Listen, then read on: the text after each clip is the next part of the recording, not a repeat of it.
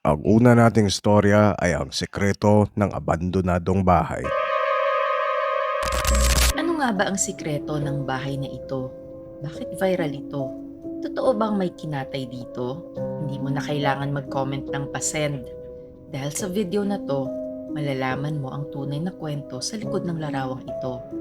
Ako nga pala si Nix ng Book of Bad Ideas. Kung mahilig ka sa twisted stories, follow ka na sa amin. Ayon sa mga sinasabing video, nagsimula ang lahat last year sa Chaong, Quezon.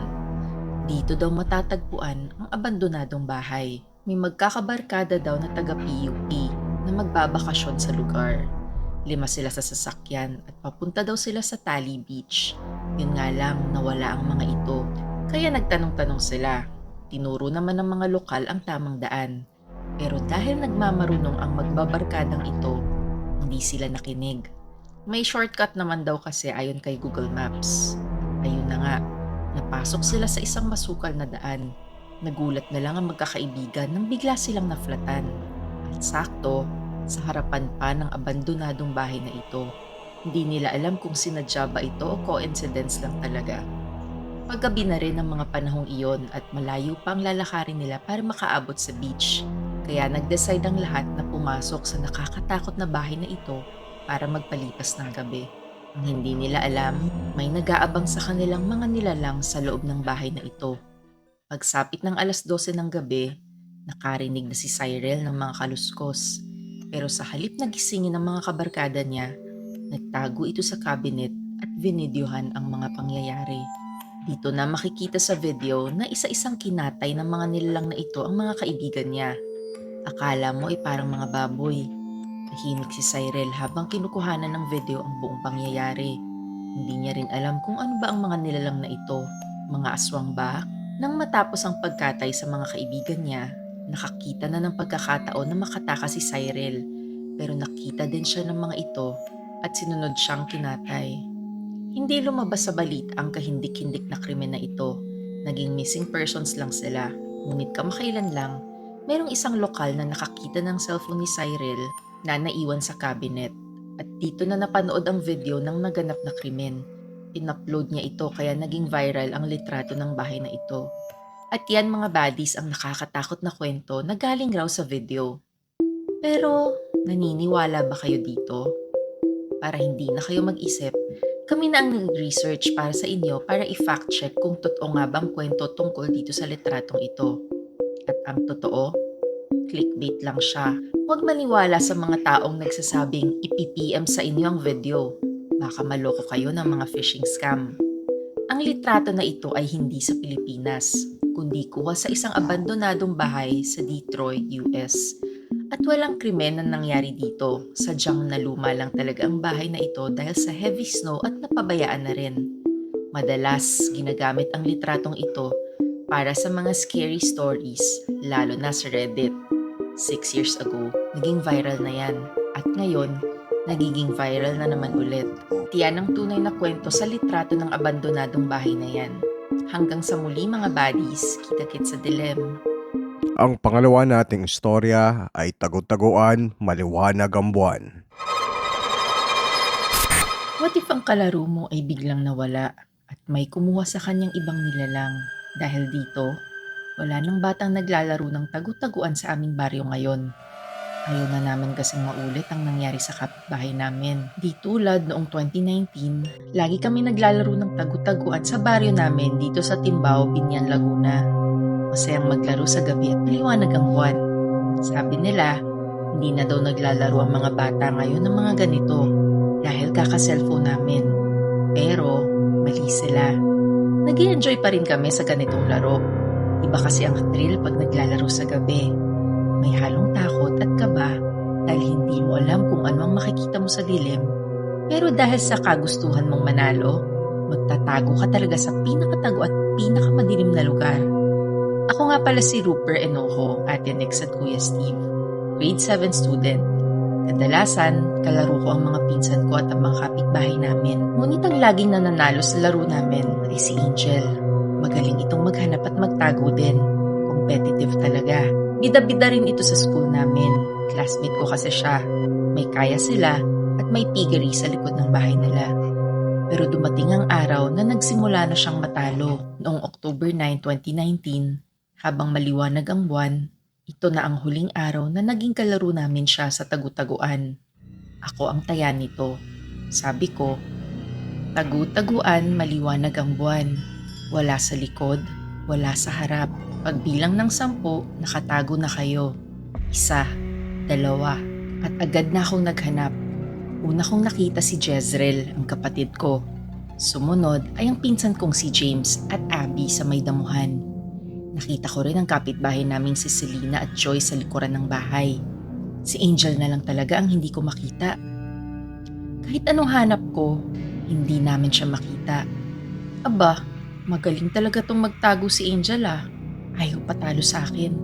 Makalipas ang 30 minutes, medyo nabahala na kami at hindi pa rin siya nagpapakita. Dito na namin tinawag ang mga parents namin. Buong gabi kaming naghanap at sumisigaw. Angel! Angel! Umuwi ka na! Pero hindi talaga namin siya makita. Sabi ng mga pinsan ko, baka kinuha na daw ng tik-tik si Angel. Sabi naman ni Joyce, baka engkanto daw. Dahil medyo masukal nga sa lugar namin. Nagpa siya ang mga magulang ni Angel na pumunta ng presinto para i-report ang nawawala nilang anak. Magpapatulong din daw sila kay Mang Crisanto bukas. Ito ang albularyo sa aming baryo. Kinabukasan, umalat na sa buong baryo at school namin na nawawala si Angel. Maraming natakot at baka nga may tiktik na gumagala sa lugar namin. Maski nga si Mama, naglagay ng bawang sa pintuan at nagsaboy ng asin sa paligid ng bahay. Kinahapunan, wala pa ring update galing sa mga pulis. Hindi pa rin nila mahanap si Angel. Dumating na si Mang Crisanto sa bahay nila. Humingi ito ng litrato ni Angel ng mga gamit niya. Sabay sinimulan na niya ang ritual. Matagal din ito at halos 2 oras ang tinagal. Nagkalat ang mga usisero sa labas ng bahay nila. Kasama na kami dito. Nang matapos si Mang Crisanto, nagulat ang lahat sa sinabi niya. Dahil si Angel ay nandito lang daw sa bahay nila. Agad-agad naman kaming tumulong lahat para hanapin si Angel sa bawat sulok ng bahay nila. Ginawa namin ito hanggang madaling araw. Ngunit sa kasamaang palad, bigo pa rin kaming lahat. May nagsasabing baka nagsisinungaling daw si Mang Crisanto. Pero sabi ko naman, magaling na albularyo yon. Bihirang magkamali si Mang Crisanto. Nang magsiuwian na kaming lahat, rinig naman ang iyak ng nanay ni Angel. Kawawa naman. Ay, nasaan na kaya si Angel? Kinabukasan, nabigla ang lahat sa sigaw na nanggaling sa compound nila Angel. Rinig na rinig ang sigaw ng nanay niya. Agad naman kaming pumunta sa bahay nila.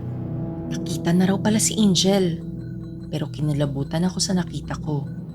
Dahil itong si Angel, nagtatago pala sa likod ng piggery nila sa may bodega kung saan kinakatay ang mga baboy. Marami silang malalaking freezer dito. At doon, nakita ng trabahador nila Angel ang bangkay niya.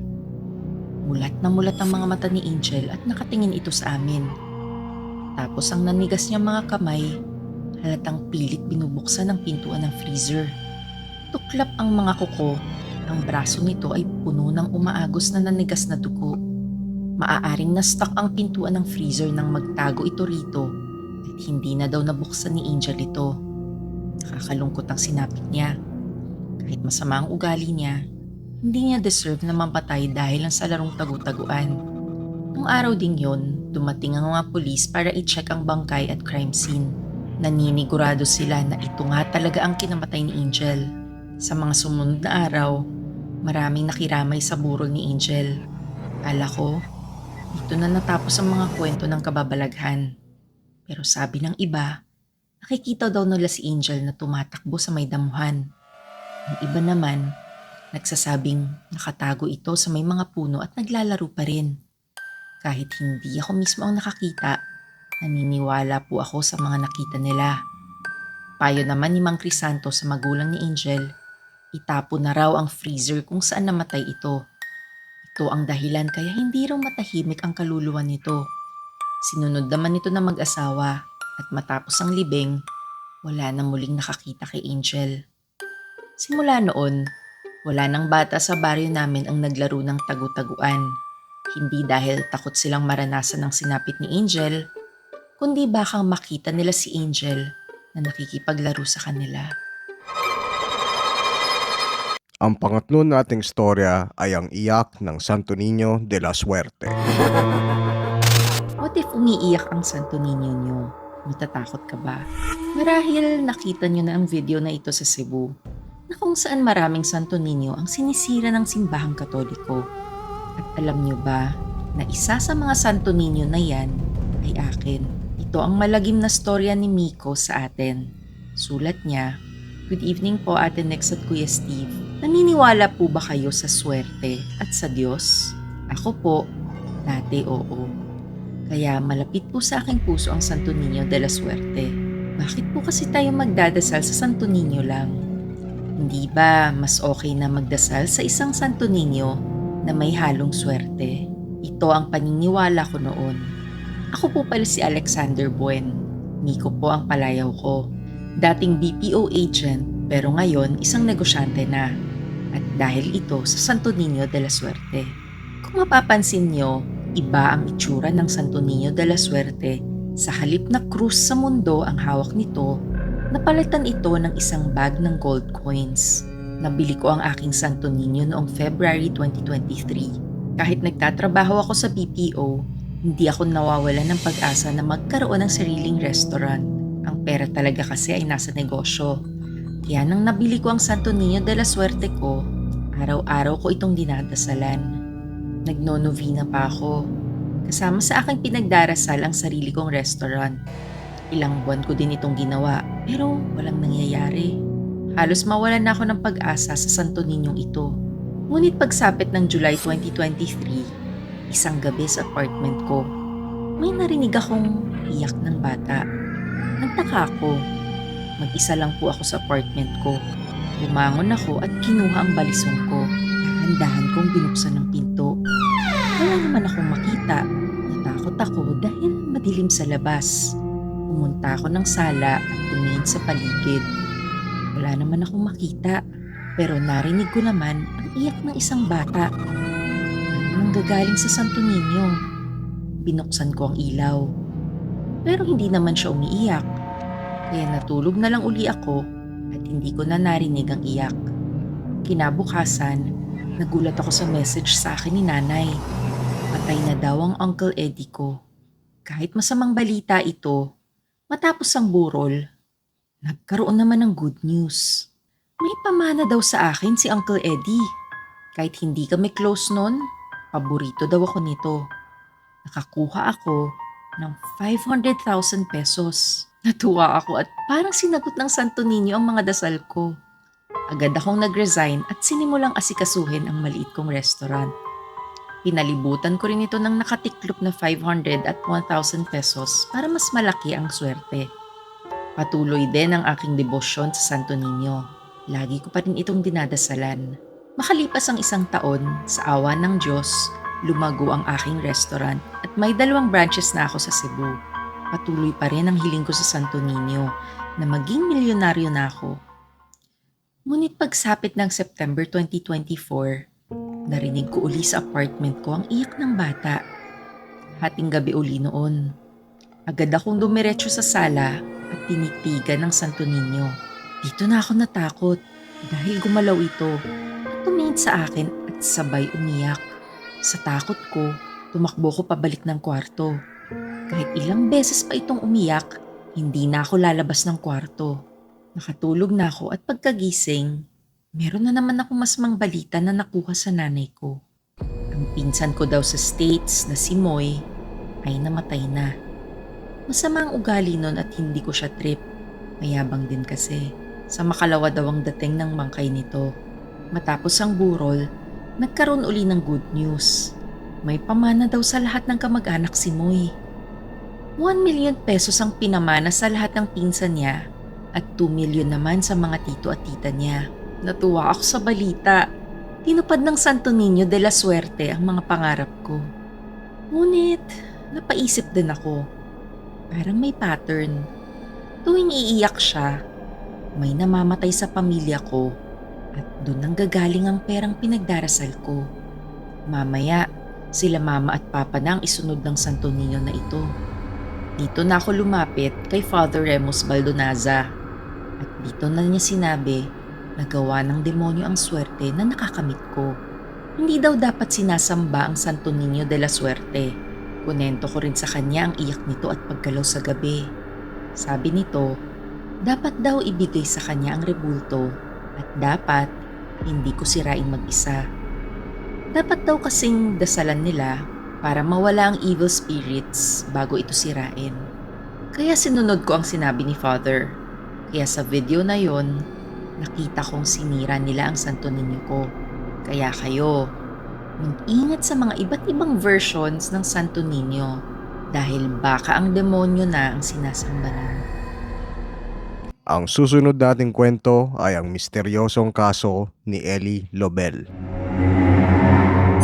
What if hindi alam ng mga doktor ang sakit mo at hindi mo alam ang lunas lang dito ay isang lason? Ito ang misteryosong kaso ni Ellie Lobel at sa loob ng 15 years maluba ang karamdaman niya. Lagi siyang nanghihina at namamanhid. Makakalimutin din siya at laging nahihilo. At ang masakit dito, hindi alam ng doktor kung ano ang sakit niya. Dahil din sa karamdaman niya nawalan siya ng trabaho, pati ang asawa niya ay iniwan siya. Hanggang sa humantong na feeling ni Ellie ay mamamatay na talaga siya.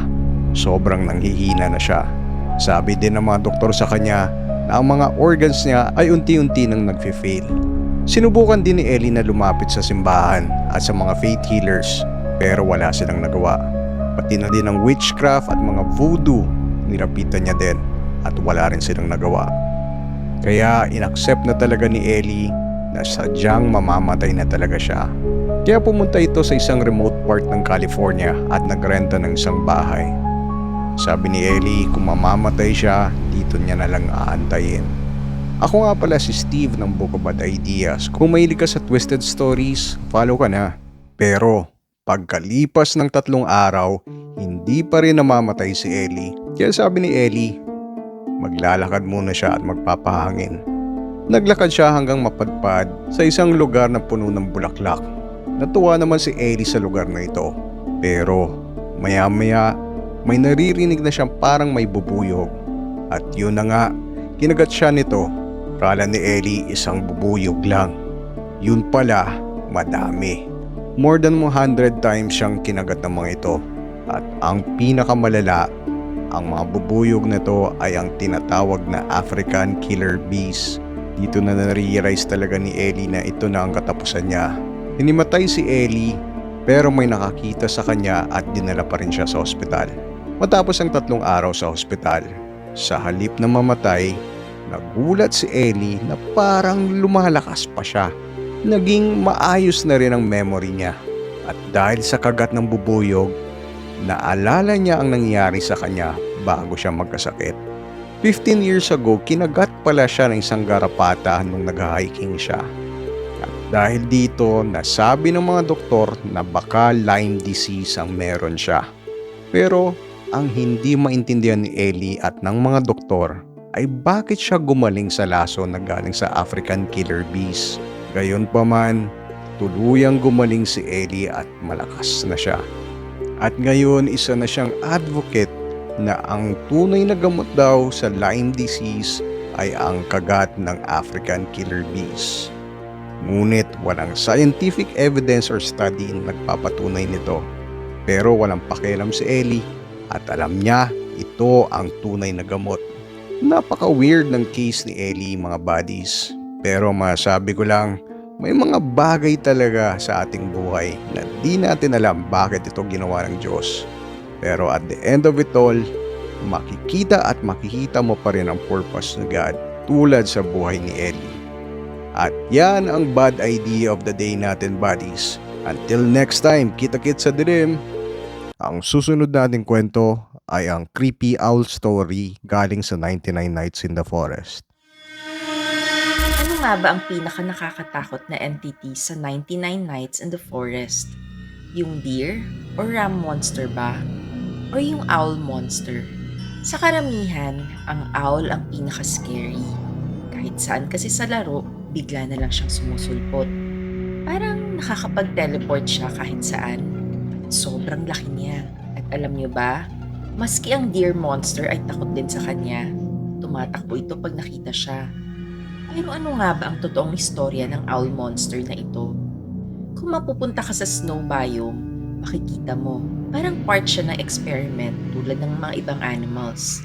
Kagaya lang ba siya ng deer at ram monster na pinag-eksperimentohan ng mga scientists? Maaring hindi rin, dahil kung mapapansin niyo sa pag-aaral ng mga scientists na ito, nilagay nila na galing ito sa Ice Temple. Pag pumunta ka naman sa Ice Temple, makikita mo na parang may ritual na ginawa dito ang mga kulto. Isa lang ang ibig sabihin nito. Dito galing ang owl entity. At bago pa nag-experiment ang mga scientists sa park, na unang lumabas ang entity na ito. Mas matanda pa sa deer or ram monster. Nakakatakot, no? Pero saan nga kinuha ang owl entity na to sa tunay na buhay? May kulto ba talaga na sumasamba sa owl?